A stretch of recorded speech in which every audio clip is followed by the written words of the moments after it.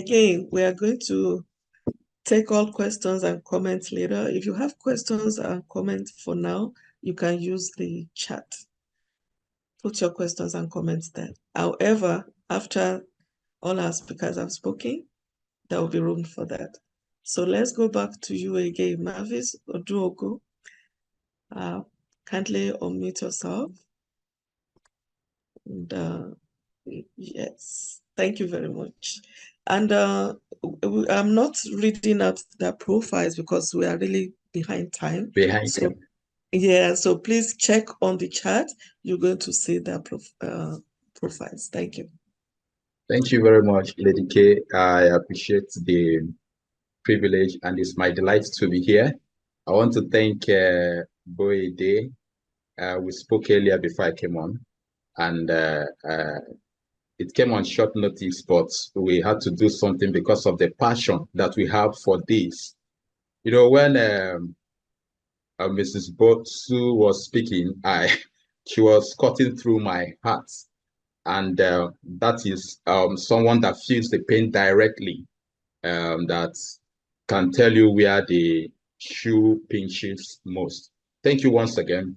I'm going to look at this topic from the angle of laws and legislation, and that is why I've tried the bits I could to make my slide a bit detailed to speak to, so that if the slide is circulated to every one of us, we'll have time to go through it. Reading it, you would readily see what is there. But the question I want to ask is, the question has always been asked, the effect of the Business Facilitation Act on the provision or the act of Export Prohibition Act. What has been the effect? I don't want to bore us with the historical background, what led to the enactment of the Export Prohibition Act, and I won't go into details into all those ones, but I just want to tackle what, in our view, is the effect of the provisions of the Business Facilitation Act on the Export Prohibition Act. So if you look at the Business Facilitation Act, it was made to ensure ease of doing business in Nigeria, and also to amend or to even repeal some sections of certain acts and laws to ensure that we are viewed as clog in the wheel of doing business. And then from that very angle, the Business Facilitation Act, by Section 30 of it, provided for a bit of an amendment to the provisions of Section 1 of the Export Prohibition Act. You know what is interesting about the Export Prohibition Act is that if you read through it, it's not beyond 4 pages. And that's one very interesting fact of the Export Prohibition Act. So Section 30 of the Business Facilitation Act went through the Export Prohibition Act and rightly did something. What did that section do? I'm just going to read it out.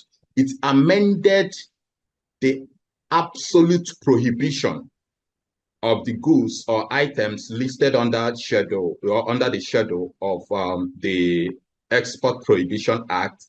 It amended it from being absolutely prohibited to being prohibited subject to further amendment by the Minister of Finance.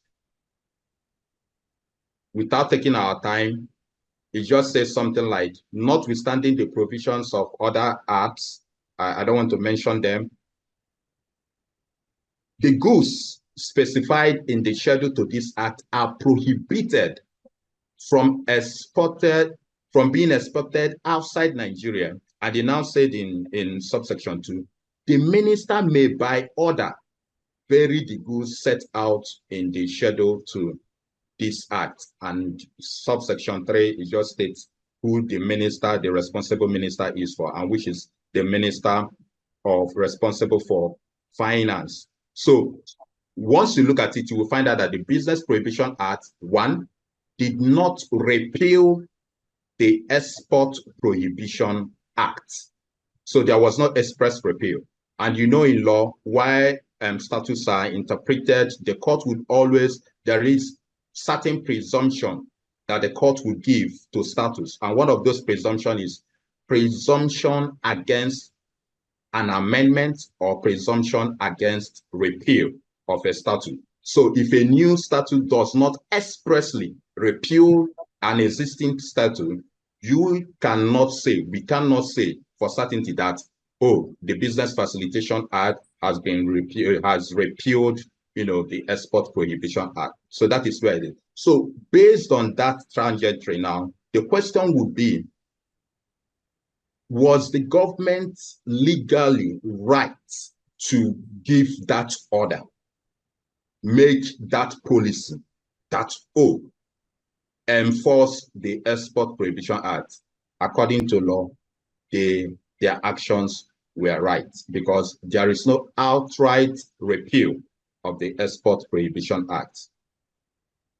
What I had expected for me personally was that once the amendment was made to Section 1 of the Export Prohibition Act, Nigerian Export Promotion Council and also other stakeholders would have capitalized on that provision and mount a little pressure on the Minister of Finance to see if there would be amendment on the list of prohibited goods. But what do we find out? We find out that there were certain pressures from some quarters, but it did not yield any fruit.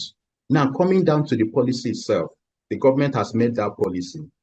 My thought and my opinion is the government was looking one side. The government was looking at one direction when they made that policy. When you write 6 and 9, and you stand on the other tail of 9 at the head, and I stand on the other tail of 6, to me, what is before me is 6. To the other person standing on the other place, it is 9.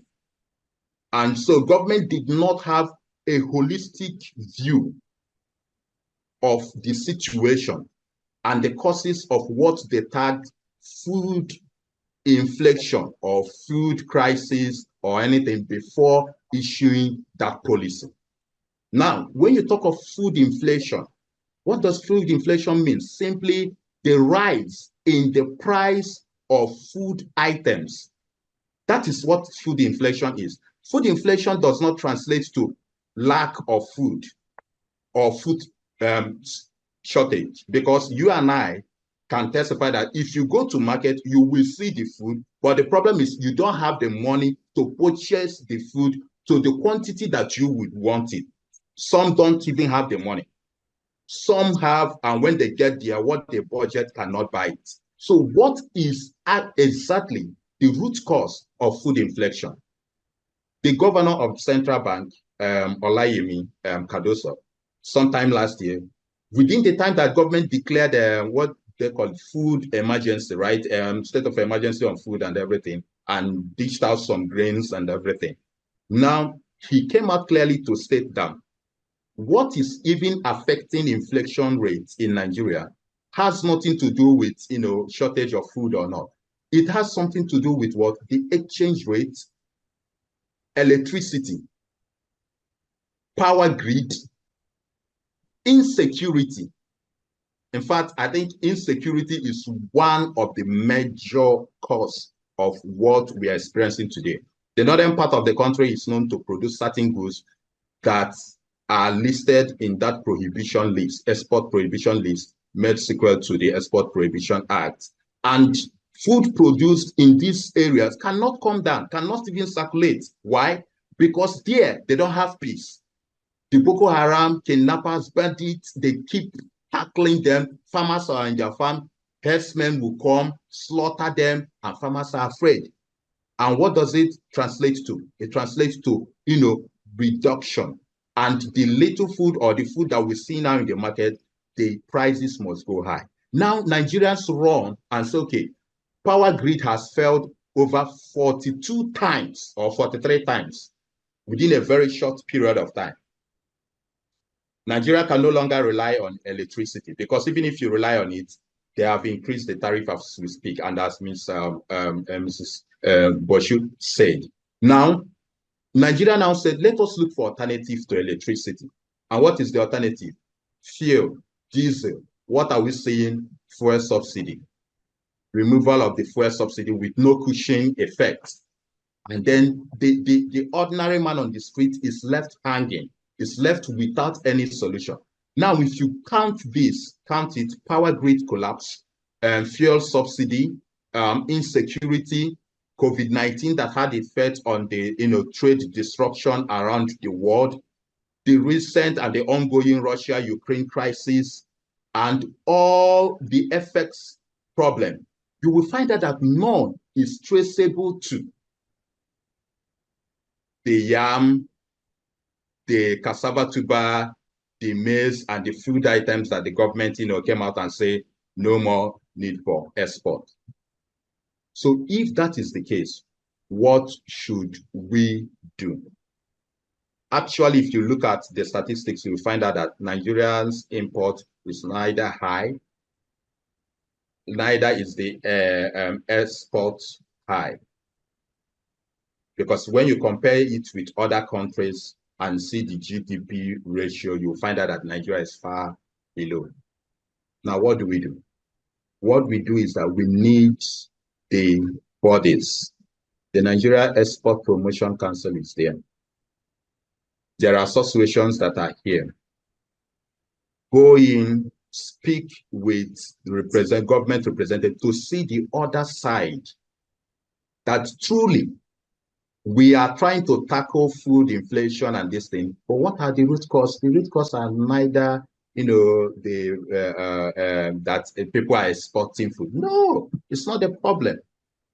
As of 2021, Nigeria produced not less than 50.4 million metric tons of yam, and was accorded the largest yam producer. But whenever those yams are secretly smuggled out by way of exporting goods, they are tagged Ghana yam and not Nigerian yam. Why? Because it's prohibited. We knew of what happened to the former minister when some Nigerian yams were exported to the US and it was rejected, and how on the floor of the National Assembly, he was reminded that what you've just done is illegal and you could be charged and convicted and imprisoned for life. So Nigeria, the government should see that the problem is not banning or even enforcing the Export Prohibition Act. No, that is not the problem. The problem is tackling insecurity. The problem is seeing to it that electricity is brought, made stable. The problem is seeing that fuel subsidy is cushioned such that the ordinary man can have an alternative to the failing electricity. And the problem is proper engagement by the bodies that we have. I think I'm going to leave it at this, and I'm going to speak more where questions come. Thank you so much. I didn't want to waste too much of our time. Thank you so very much. You have really done so well.